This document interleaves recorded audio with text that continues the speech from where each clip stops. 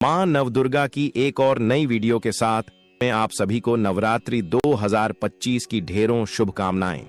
भक्तों, आज हम माता रानी की इस प्यारी सी वीडियो में जानेंगे कि 2025 के शारदीय नवरात्रि के पवित्र दिनों में दुर्गा अष्टमी, जिसे महाअष्टमी भी कहा जाता है, किस दिन है और महानवमी किस दिन है। भक्ति बड़े ही कंफ्यूजन की स्थिति में है। अष्टमी नवमी कब है? 30 सितंबर या 1 अक्टूबर को? भक्तों, आज हम आपके इसी कंफ्यूजन को दूर करने वाले हैं। हिंदू कैलेंडर के अनुसार अष्टमी नवमी एक ही दिन पड़ रही है। इससे भक्त बड़े ही भ्रम की स्थिति में है। समझ नहीं आ रहा है कि अष्टमी का व्रत कब करना है और नवमी का कब करना है। इनकी पूजा विधि क्या है भक्तों? मां नवदुर्गा के सित दिन निकलने के बाद बारी आती है अष्टमी नवमी व्रत की। तो किस दिन हमें अष्टमी करनी चाहिए? क्यों अष्टमी की जाती है? क्यों नवमी की जाती है? किसे अष्टमी करनी चाहिए, किसे नवमी करनी चाहिए? जो हम कलश स्थापित करते हैं, चौकी लगाते हैं, और तो और व्रत की सफलता के लिए 9 कन्याएं और 1 लंगूर को भोजन करते हैं। तो यह पूजन कब करना है? किस विधि से करना है? माता रानी का विसर्जन कब करना चाहिए? व्रत का पारण कब करना चाहिए? नवरात्रि का जो 9 दिवसीय विधान है वह कब पूर्ण होता है? नवमी को पूर्ण करना चाहिए, अष्टमी को करना चाहिए या दशमी को करना चाहिए? इसकी विधि क्या रहेगी? अष्टमी अगर करते हैं तो कैसे करनी है? नवमी करते हैं तो कैसे करनी है? पूजा के लिए शुभ मुहूर्त क्या रहेगा? और जो लोग अष्टमी करते हैं उन्हें अंतिम व्रत कब करना है? जो नवमी करते हैं उन्हें अंतिम व्रत कब करना है? साथ ही इस बार नवरात्रि 10 दिन की क्यों है? कौन सी वह तिथि है जो हिंदू कैलेंडर में बढ़ गई है? इस प्रकार से संपूर्ण जानकारी इस नवरात्रि के अंतिम दिनों के विषय में, मुहूर्त के विषय में आपको प्रदान की जाएगी। इसलिए आप सभी भक्तों को इतनी ज्ञानवर्धक जानकारी पाने के लिए वीडियो को पूरा ही देखना होगा, तभी आपको संपूर्ण सही सटीक जानकारी प्राप्त होगी। जानकारी आरंभ करें उससे पहले आपसे निवेदन है कि वीडियो यदि थोड़ा सा भी उपयोगी लगे तो कृपया एक बार लाइक अवश्य कर दीजिएगा। माता रानी की कृपा प्राप्त करने के लिए कमेंट बॉक्स में अवश्य लिखिएगा जय माता दी। मां आपके अनुष्ठान को अवश्य ही सफल बनाएंगी। और आपसे एक और अनुरोध करना चाहेंगे कि आप चैनल को जरूर सब्सक्राइब कर लीजिएगा, जो आपको इतनी ज्ञानवर्धक जानकारी प्रदान करता है, जैसे कि कौन सी तिथि कब है, व्रत आदि कब करना है, क्या विधि है, क्या नियम है। यदि आप सभी व्रत और त्योहारों की सही शास्त्रीय जानकारी पाते रहना चाहते हैं तो कृपया चैनल को सब्सक्राइब कीजिए और बेल आइकन को प्रेस कीजिए, तभी आपको हमारे सारे वीडियो प्राप्त होंगे। अन्यथा आपसे इतनी ज्ञानवर्धक जानकारी छूट जाएगी। तो कृपया चैनल को सब्सक्राइब कीजिए और बेल आइकन को प्रेस कीजिए। तो चलिए, आपका ज्यादा समय बर्बाद न करते हुए जानकारी आरंभ करते हैं और बात करते हैं अष्टमी नवमी पूजन और मुहूर्त आदि की। भक्तों, सभी के मन में यह संशय है कि अष्टमी कब करनी है और नवमी कब करनी है। और उससे बड़ी जो विडंबना है वह यह कि कुछ लोग कहते हैं जी अष्टमी हमने कर ली है, पर उसी दिन वह विसर्जन कर देते हैं। तो क्या अष्टमी को विसर्जन कर देना चाहिए या नहीं करना चाहिए? और अगर अष्टमी को विसर्जन नहीं करना चाहिए तो अष्टमी की क्यों जाती है? पहले हम इसे समझते हैं कि शास्त्रों में ये क्यों कहा गया है कि अष्टमी जो करते हैं उन्हें विसर्जन कब करना चाहिए, और अष्टमी करने वालों को किस दिन अपना जो अनुष्ठान है वह पूर्ण करना चाहिए।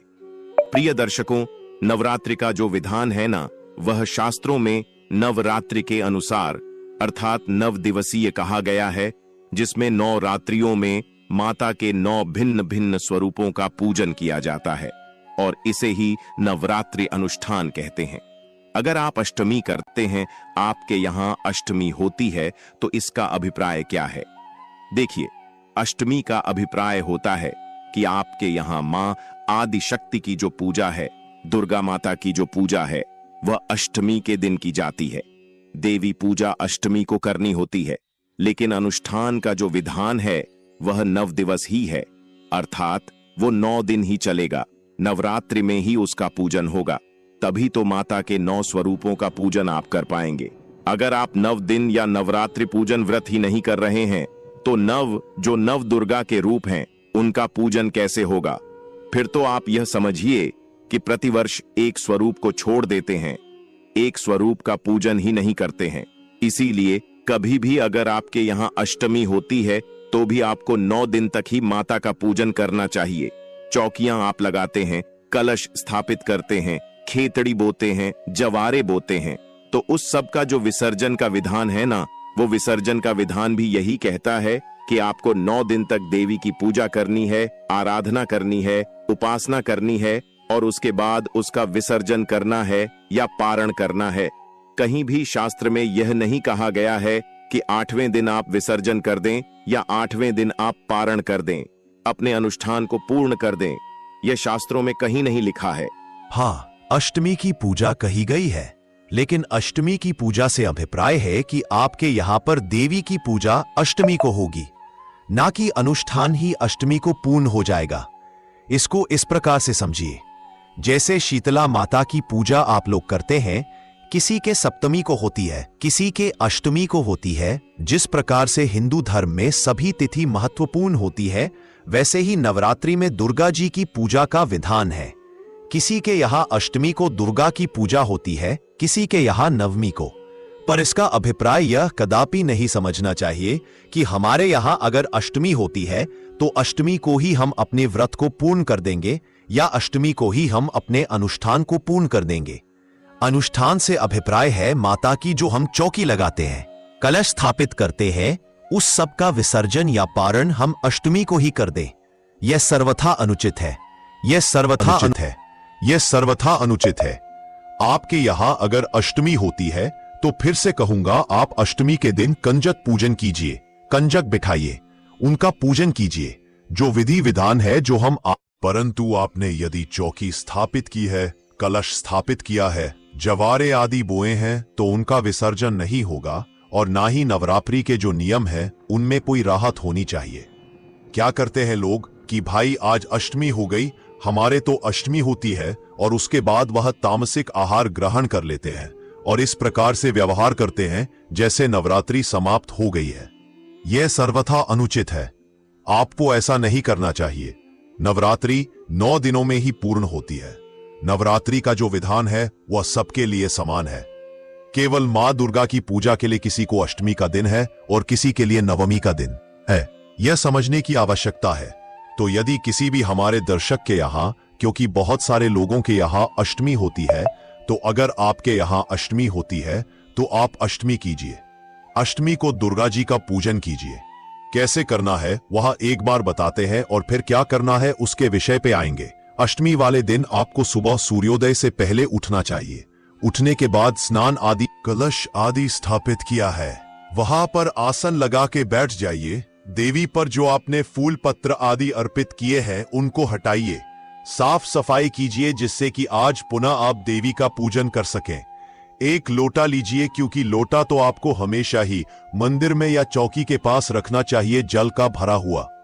कल का जो जल है वह सूर्य को अर्पित कर दीजिए और आज पुनः लोटे को मांज लीजिए अच्छे से। उसमें पहले गंगा जल भरिए, फिर शुद्ध जल भरिए और उससे देवी को सबसे पहले स्नान कराइए, क्योंकि प्रतिदिन की पूजा का विधान है ये। जैसे आप स्वयं प्रतिदिन स्नान करते हैं, देवताओं को, आदि शक्ति को, सबको प्रतिदिन स्नान कराना चाहिए। तो देवी को स्नान कराइए। स्नान कराने के लिए लोटे में एक फूल डालिए और फूल के माध्यम से जल के छींटे दीजिए। देवी को स्नान कराइए। कलश देवता को स्नान कराइए, जल के छींटे दीजिए। खेतड़ी वही है, उधर भी जल के छींटे दीजिए। सबको पवित्र कीजिए, स्नान कराइए। स्नान कराने के बाद वस्त्र अर्पित कराया जाता है। वस्त्र अर्पित कीजिए, मौली का टुकड़ा तोड़िए और वह सभी को अर्पित कीजिए। माता को चुनरी चढ़ानी है। आज अष्टमी का दिन है और जो लोग नवमी करते हैं तो नवमी का दिन है। आप चुनरी चढ़ाएंगे माता को, चुनरी चढ़ाइए। वस्त्र के स्थान पर चुनरी चढ़ाइए। श्रृंगार की जो वस्तुएं हैं देवी के लिए, वह आपको अवश्य ही अर्पित करनी चाहिए आज के दिन। तो श्रृंगार की जो वस्तुएं हैं, सामान है, वह देवी को अर्पित कीजिए। माता रानी को तिलक लगाइए, तिलक कीजिए। रोली कुमकुम आदि से अक्षत लगाइए। फूलों की माला पहनाइए। देवी को पुष्प अर्पित कीजिए। अगर आपने अखंड ज्योत जगा रखी है तो बहुत उत्तम है। धूप दिखाइए और दीप दिखाइए। प्रतिदिन की पूजा के लिए आपको धूप और दीप अवश्य ही प्रज्वलित करनी है। इसका ध्यान